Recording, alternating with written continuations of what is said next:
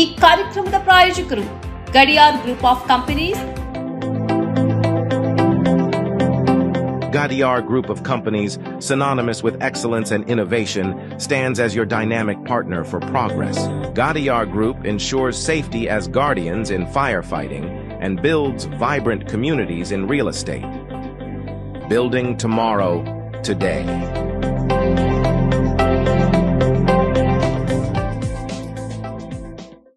Kudukoli petrol pump Perla ವಿಶ್ವಾಸಾರ್ಹ ಸೇವೆಗೆ ಅಬ್ದುಲ್ಲಾ ಮಧುಮೂಲೆ ಸಾರಥ್ಯದ ಪೆರ್ಲಾ ಕುಡುಕೋಳಿ ಪಂಪ್ಗೆ ಭೇಟಿ ನೀಡಿ.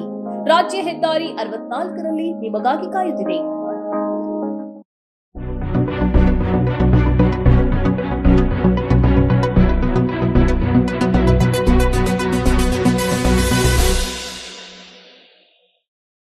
ವೀಕ್ಷಕರೇ, ಸನ್ಮಾರ್ಗ ಸುದ್ದಿ ಸಂಚಯಕ್ಕೆ ಸ್ವಾಗತ. ನಾನು ಸಮೀನಾ ಫಹಾದ್. ಫಲಸ್ತೀನ್ಗೆ ಕೇಂದ್ರ ಸರ್ಕಾರವೇ ಬೆಂಬಲ ಸೂಚಿಸಿದೆ. ಹೀಗಿರುವಾಗ ಧ್ವಜ ಹಿಡಿದುಕೊಂಡು ಹೋದರೆ ತಪ್ಪೇನು?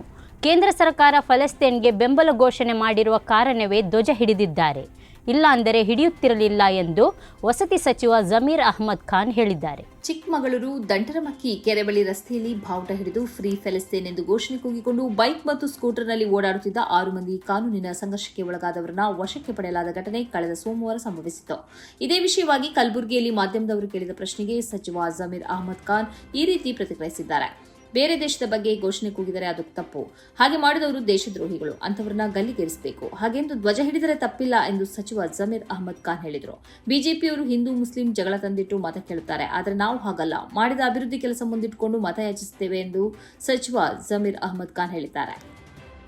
ಮಂಗನ ಜ್ವರದ ಆತಂಕದ ಹಿನ್ನೆಲೆಯಲ್ಲಿ ಹಾಗೂ ನಿಫಾ ವೈರಸ್ನಿಂದಾಗಿ ಕೇರಳದಲ್ಲಿ ಸಾವು ಸಂಭವಿಸಿದ ಹಿನ್ನೆಲೆಯಲ್ಲಿ ದಕ್ಷಿಣ ಕನ್ನಡ ಜಿಲ್ಲೆಯಲ್ಲಿ ಕಟ್ಟುನಿಟ್ಟಿನ ನಿಗಾ ವಹಿಸಲು ಆರೋಗ್ಯ ಇಲಾಖೆ ನಿರ್ಧರಿಸಿದೆ. ಆಫ್ರಿಕನ್ ದೇಶಗಳಲ್ಲಿ ಸಾಮಾನ್ಯವಾಗಿ ಕಂಡುಬರುವ ಮಂಗನ ಜ್ವರ ಸ್ಥಳೀಯವಾಗಿ ಆತಂಕ ಉಂಟು ಮಾಡಿದೆ. ಅಂತಾರಾಷ್ಟ್ರೀಯ ವಿಮಾನ ನಿಲ್ದಾಣಗಳು ಮತ್ತು ಬಂದರುಗಳಿಂದ ನಗರಕ್ಕೆ ಆಗಮಿಸುವ ಪ್ರಯಾಣಿಕರು ವೈದ್ಯಕೀಯ ಪರೀಕ್ಷೆಗೆ ಒಳಗಾಗುತ್ತಾರೆ ಮತ್ತು ತುರ್ತು ಪರಿಸ್ಥಿತಿಗಳಿಗಾಗಿ ಮೀಸಲಾದ ಆಂಬ್ಯುಲೆನ್ಸ್ ಸಿದ್ಧವಾಗಿದೆ. ಮಂಗನ ಜ್ವರ ಪ್ರಕರಣಗಳ ಚಿಕಿತ್ಸೆಗಾಗಿ ವೆನ್ಲಾಕ್ ಆಸ್ಪತ್ರೆಯಲ್ಲಿ ವಿಶೇಷ ವಾರ್ಡ್ ಕೂಡ ಕಾಯ್ದಿರಿಸಲಾಗಿದೆ. ದಕ್ಷಿಣ ಕನ್ನಡ ಜಿಲ್ಲಾ ಆರೋಗ್ಯಾಧಿಕಾರಿ ಡಾಕ್ಟರ್ ತಿಮ್ಮಯ್ಯ ಮಾತನಾಡಿ, ಸದ್ಯ ಜಿಲ್ಲೆಯಲ್ಲಿ ಕೋತಿ ಜ್ವರದ ಪ್ರಕರಣಗಳು ವರದಿಯಾಗಿಲ್ಲ. ರಾಜ್ಯ ಸರ್ಕಾರದಿಂದ ಯಾವುದೇ ನಿರ್ದಿಷ್ಟ ಸೂಚನೆ ಬಂದಿಲ್ಲ. ಆದರೆ ನಗರದ ಅಂತಾರಾಷ್ಟ್ರೀಯ ವಿಮಾನ ನಿಲ್ದಾಣ ಹಾಗೂ ಬಂದರುಗಳಿಗೆ ಆಗಮಿಸುವ ಪ್ರಯಾಣಿಕರು ಮುನ್ನೆಚ್ಚರಿಕೆಯಾಗಿ ವೆನ್ಲಾಕ್ ಆಸ್ಪತ್ರೆಯಲ್ಲಿ 6 ಹಾಸಿಗೆಗಳನ್ನು ಕಾಯ್ದಿರಿಸಲಾಗಿದೆ. ಮುಂದಿನ ಕ್ರಮಗಳನ್ನು ಚರ್ಚಿಸಲು ನಾವು ಶೀಘ್ರದಲ್ಲೇ ವಿಶೇಷ ಸಭೆ ನಡೆಸುತ್ತೇವೆ ಎಂದರು. ಸಚಿವ ದಿನೇಶ್ ಗುಂಡೂರಾವ್ ಮನೆಯಲ್ಲಿ ಅರ್ಧ ಪಾಕಿಸ್ತಾನವಿದೆ ಎಂಬ ಬಿಜೆಪಿ ಶಾಸಕ ಬಸನಗೌಡ ಪಾಟೀಲ್ ಯತ್ನಾಳ್ ಹೇಳಿಕೆಗೆ ಹೈಕೋರ್ಟ್ ನ್ಯಾಯಮೂರ್ತಿ ಎಂ ನಾಗಪ್ರಸನ್ನ ಅವರಿದ್ದ ಪೀಠ ಅಸಮಾಧಾನ ವ್ಯಕ್ತಪಡಿಸಿದೆ.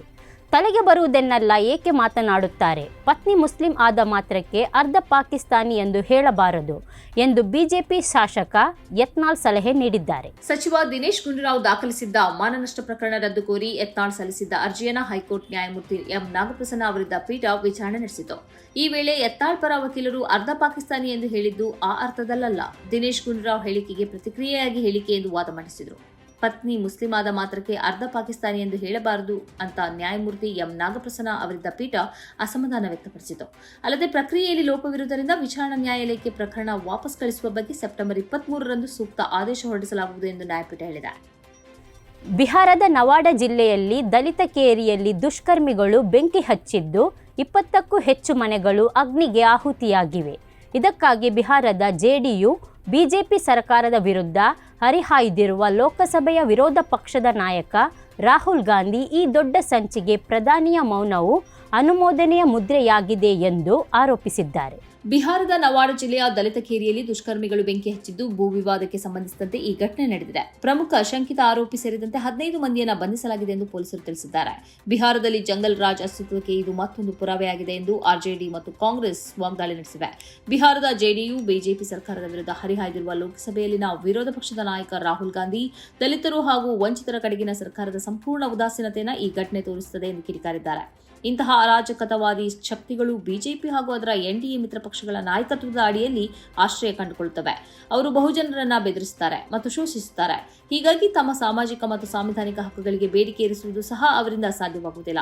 ಈ ದೊಡ್ಡ ಸಂಚಿಗೆ ಪ್ರಧಾನಿಯ ಮೌನವು ಅನುಮೋದನೆಯ ಮುದ್ರೆಯಾಗಿದೆ ಎಂದು ಅವರು ಆರೋಪಿಸಿದ್ದಾರೆ. ಬಿಜೆಪಿಯ ಹಿರಿಯ ನಾಯಕ ಸುಬ್ರಮಣಿಯನ್ ಸ್ವಾಮಿ ಮತ್ತೊಮ್ಮೆ ಪ್ರಧಾನಿ ನರೇಂದ್ರ ಮೋದಿ ಮತ್ತು ಅಮಿತ್ ಶಾ ವಿರುದ್ಧ ವಾಗ್ದಾಳಿ ನಡೆಸಿದ್ದು, ಭಾರತ ಚೀನಾ ಗಡಿ ವಿಚಾರಕ್ಕೆ ಸಂಬಂಧಿಸಿ ಸುಳ್ಳು ಹೇಳುತ್ತಿರುವ ಮೋದಿ ಶಾ ದೇಶದ್ರೋಹದ ಅಪರಾಧಕ್ಕೆ ಗುರಿಯಾಗುತ್ತಾರೆ ಎಂದು ಹೇಳಿದ್ದಾರೆ. ಈ ಕುರಿತು ಎಕ್ಸ್ನಲ್ಲಿ ಪೋಸ್ಟ್ ಮಾಡಿರುವ ಸುಬ್ರಮಣಿಯಂ ಸ್ವಾಮಿ, 2020 ಏಪ್ರಿಲ್ನಿಂದ ಚೀನಾ 4046 ಚದರ ಕಿಲೋಮೀಟರ್ ವಿವಾದಾಸ್ಪದ ಲಡಾಖ್ ಪ್ರದೇಶವನ್ನು ವಶಪಡಿಸಿಕೊಂಡಿದೆ. ಆದರೆ ಈ ಜೋಡಿಯು ಯಾರೂ ಬಂದಿಲ್ಲ ಎಂದು ಸುಳ್ಳನ್ನು ಹೇಳಿಕೊಂಡು ಬಂದಿದೆ. ಈ ಬಗ್ಗೆ ಸತ್ಯ ಹೊರಬಂದರೆ ದೇಶದ್ರೋಹದ ಅಪರಾಧಕ್ಕೆ ಗುರಿಯಾಗುವುದು ಮೋದಿ ಅಮಿತ್ ಶಾಗೆ ತಿಳಿದಿರಲಿ ಎಂದು ಹೇಳಿದ್ದಾರೆ.